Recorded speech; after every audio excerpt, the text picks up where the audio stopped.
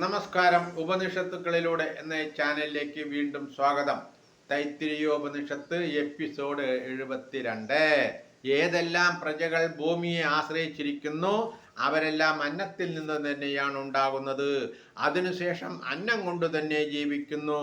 പിന്നീട് അവസാനം അതിനെ പ്രാപിക്കുകയും ചെയ്യുന്നു. അന്നമാണ് ഭൂതങ്ങളിൽ വെച്ച് ശ്രേഷ്ഠമായിട്ടുള്ളത്. അതുകൊണ്ട് എല്ലാ പ്രാണികളുടെയും ദേഹദാഹത്തെ ശമിപ്പിക്കുന്നതാണ് അന്നമെന്ന് പറയപ്പെടുന്നു.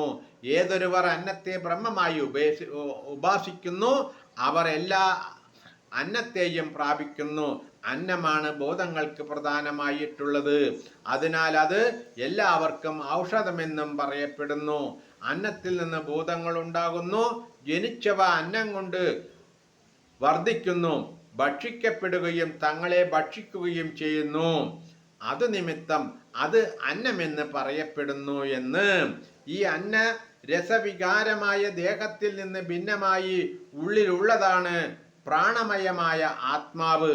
അതുകൊണ്ട് ഈ അന്നമായ ആത്മാവ് നിറഞ്ഞിരിക്കുന്നു. ഇതും പുരുഷന്റെ സ്വരൂപത്തോടു കൂടിയതാകുന്നു. അതിൻ്റെ പുരുഷാകാരം അനുസരിച്ചാണ് ഇത് പുരുഷാകാരമായിരിക്കുന്നത്.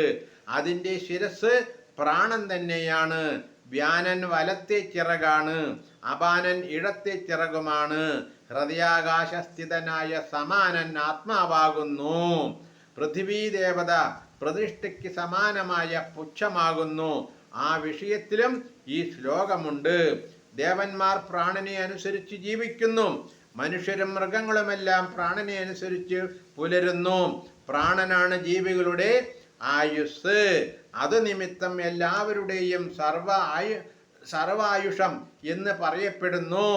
യാവർ ചിലർ പ്രാണനെ ബ്രഹ്മമായി ഉപാസിക്കുന്നു അവർ എല്ലാ ആയുസ്സിനെയും പ്രാപിക്കുന്നു. അതായത് മനുഷ്യായുസ് മുഴുവൻ ജീവിക്കുന്നു.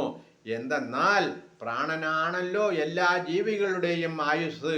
മുമ്പ് പറഞ്ഞ അന്നമായ കോശത്തിന്റെ ഉള്ളിലുള്ള ആത്മാവ് ഈ പ്രാണനാകുന്നു. നമസ്കാരം. അടുത്ത എപ്പിസോഡ്.